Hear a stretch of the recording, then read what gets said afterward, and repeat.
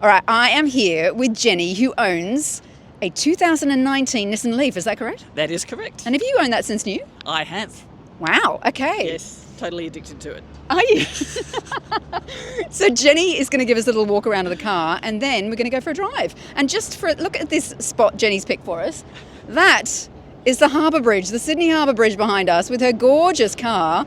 And over there is just, casually, the Opera House and other such things. So you're in for a treat today. Okay, this is the Nissan Leaf.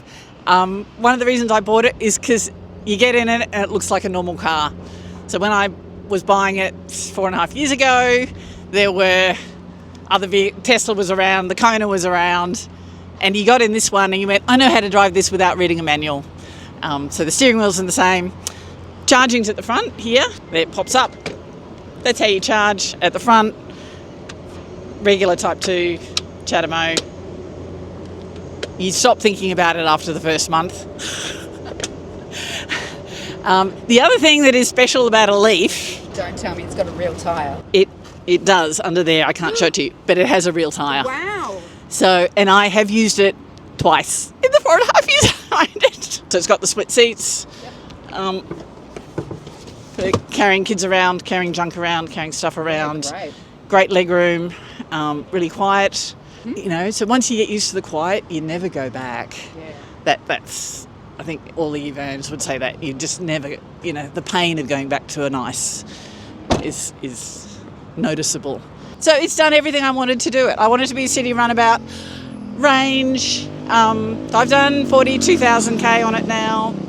So I'm really textbook average driver, right? City metropolitan driver, 10 to 12K a year.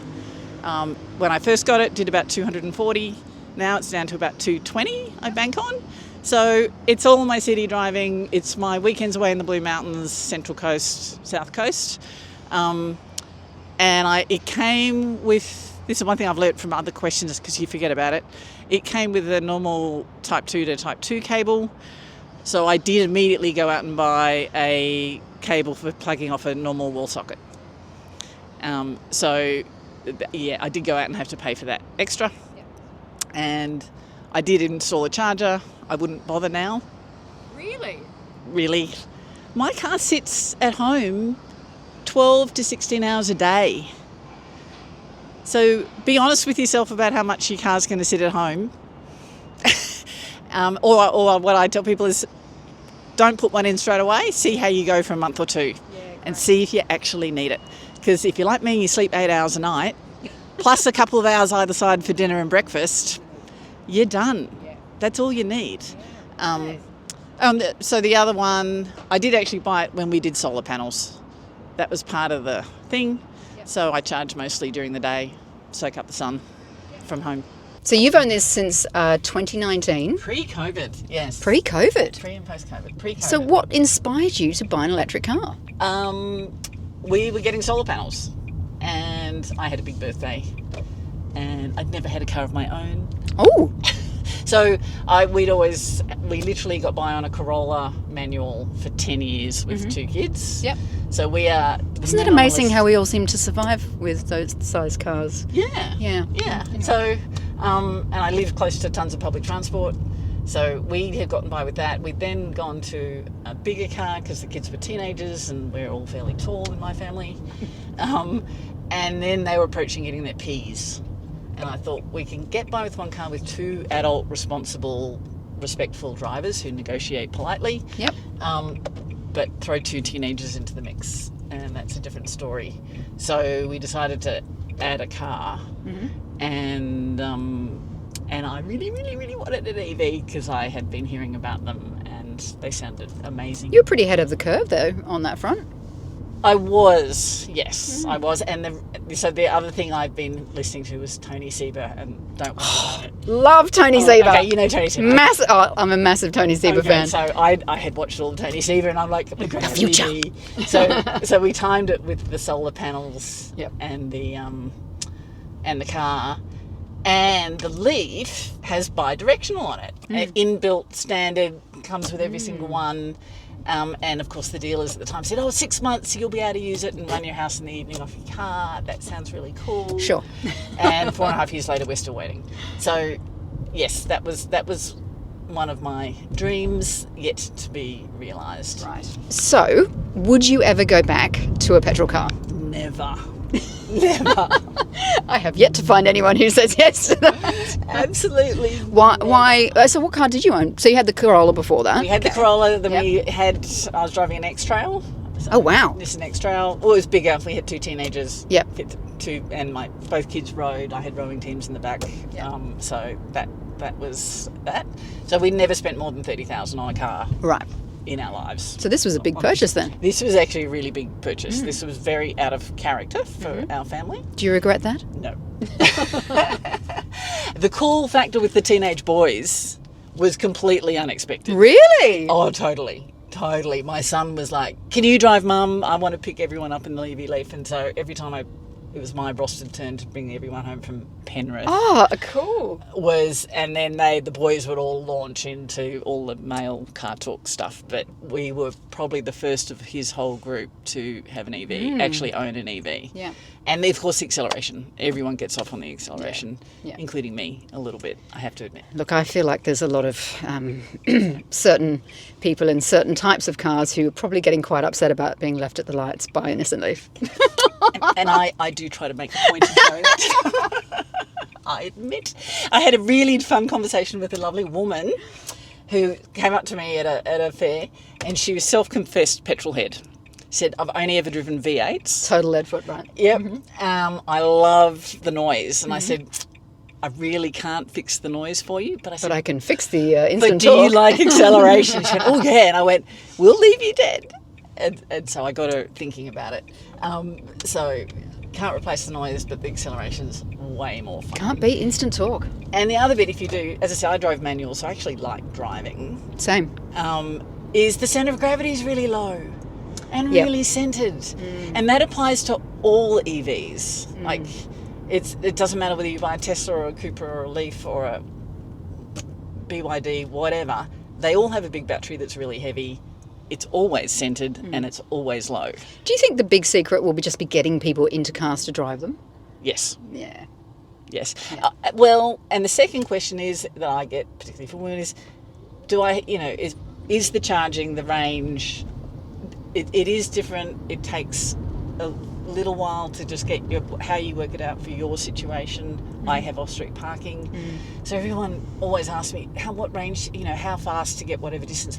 I don't know, because I don't care. Well, you don't run it down to nothing. This I is the never thing run that it down people to often nothing. think. It takes me 10 seconds to plug my car in. Then I walk into my house and I get on with my life. And I actually looked it up for this morning. I better know so I can answer the question. So I went and did the math. And I get 37 kilometres from my fast charger at home per hour. Really? Yeah. Wow. And then I get 10 kilometres an hour from my trickle charger into the wall socket. Yeah. So, but I literally did not know that until I went and did the math this morning for you. Yeah, I've got a 15 amp that I put in at my mum's, and it's about 18 kilometres an hour, roughly, around that, 15 to 18. 15 amps. So that's 50% faster. That makes sense. That math. That's works a out. good. That's a good Because kind I'm of literally a in 10 between. amp socket. Yeah. 10 amp socket for the wall. And I do deliberately do that during the day, because if I went faster, I'd do more than my solar panels generate. Right. Because I only have a small array, because I'm Yeah. in a strata building. Right. So, but that's And do you drive more in this car, do you think? Less? About the same? exactly the same. Right. I bought a car for when I need a car. Right. Yeah. And how often do you have to charge it? You kind of just top it up all the time. When I see that it's low, and How low do you go? probably now I'll charge it because the sun's out. So if it goes to 30%, I will proactively charge it because it's getting low. Right. But otherwise, or if on the rare occasion I'm driving to the Blue Mountains, then I'll make sure I'm full. And in terms of this battery, is it a 20% to 80% or is it a 100% all the time? What kind of battery chemistry is this? I know it's lithium ion, but that's as much detail as I know. Right. It's 40 kilowatts, so it's the smaller battery size. Okay. The Leaf has a bigger battery size. Yep. I charge to full when I need to. Yep. The stuff about 80% and all the rest of it, I ignore. Because I actually trust Nissan to have, this has what's called the battery management system. I tell you what, this car goes. You get very used to being able to zip. You just zip past that truck. And this is in economy mode. That's Wow. economy mode. That's not, if I actually want to drag someone, I take it off full pedal drive, single pedal driving, and off economy mode. Right. And then I can really nail it. Fang it. Which is a lot of fun. So Do you know what I love about this car is that A, it's not an SUV, and it's just more like that Corolla-sized car, you know, i30. That's the kind of car I've always driven, is a smaller hatch. Yes. I love that. If it had been even smaller, I would have preferred it if it was smaller, right? Just as I said, for the supermarkets I deal with, the undercover parking. So we had to carefully measure test it in our garage. But it was one of the smallest that was available. I don't feel like I see many Leafs around these days. It never took off. Oh, someone's coming along. So there aren't that many around. There's, I think, quite a lot in the ACT. So the big studies around bi-directional stuff were all done with Leafs in the ACT and in Flinders University in South Australia. They're all using Leafs. A lot of people think they're boring. I think it's great. I love them. Does everything I want it to do. They are hitting the second-hand market. And so 4.5 years old with 220k range, I think that around 26,000 you pick one up for. That's so doable if you've got home charging and you're just using it like a city vehicle on the daily. Yep. And then something else was, I'm just changing lanes safely. We're going over the Sydney Harbour Bridge right now. What was it? Oh, so the big drawback of the Nissan Leaf, which is one of the reasons it really didn't take off, is the battery overheats after it does two fast charges. So if you're doing country driving, right, and you need to do 2 fast charges or more in one day to get where you want to go, more often than not, after the second charge, the main big battery overheats and it will stop you driving. Because this doesn't have a heat pump, does it?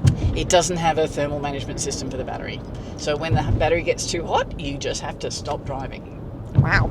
Or go at 30k, like slow right down. Oh, wow. And you can't do 30k on a freeway. So that has happened to me once on the way back from the Manning River. It was January, it was full of people and rowers. And hot. and 40 degrees. And we did the first DC charge, fast charge, and it was fine. And then the second one, about 20 minutes later, got a big warning light saying, you've got 5 minutes to stop. Which was a little confronting. So it's only happened to you once. And so it's only happened to me once, yes. So it's not a great car for long distances. So have you managed to convince anyone else to buy an electric car? Yes. 2. Really? Yes. What did they buy? They both bought Teslas. Both of them wanted it to do longer distances. Yep. So in honesty, I had to say, the Leaf is not the car for you, because the Tesla does do long distance really, really well, and their fast charging network is so much easier to use. So I think it's getting better now, but charging not with a Tesla on the highway is a very different experience from charging with a Tesla. Is it? From what I'm told, Tesla is literally you plug in and it works. You don't even have to pay, just like opens and logs, right? No, it all just does it. Whereas the rest of us are got to have an app, download the app, have you got a connection, have you done your blah, blah, blah, blah, which is a bit tedious. And then what's the uptime of those charges? All getting much, much better. Like simply the fact where you go to a station now and there's 6 charges instead of 2. Right. So now you must have seen a big change in terms of the availability, just how things have increased, and even the number of cars on the road now. And the number is massive. Whereas when I had this, I really was, it was spot the Part of a little exclusive club. Whereas now it's like no one. Now, if you played a drinking game, you're drunk by 11 a.m. Yeah, like the Teslas are everywhere, And I'm really pleased to hear that apparently, like all the heavy sales are coming out in the fringe suburbs of Melbourne and Sydney, where people who actually have big petrol bills have realised And that is the other really nice thing I got from day one of owning one is you sail past the petrol station going, I never need to go there again. That must be a pretty good feeling. It's a really good feeling. And I don't care what the petrol price does. People are very obsessed about that and you don't have to think about it. And it's irrelevant to me. It is literally irrelevant to me. Electricity prices, yes, I now do check at July 1 what my electricity provider has done to my tariffs. To make sure I'm not doing something silly. All right. Well, thank you so much for driving me around and driving me actually where I need to go. I just took a ride. It's been a pleasure. I really appreciate it. No, it's been great, and I would encourage anyone, especially women, don't be frightened of them. Go ask some questions. They're really much simpler than you think. There are no silly questions when it comes to electric cars. Yep. No, absolutely none. But they're great, they're easy, and they're way better than the old ones. There you go. You've heard it from Jenny.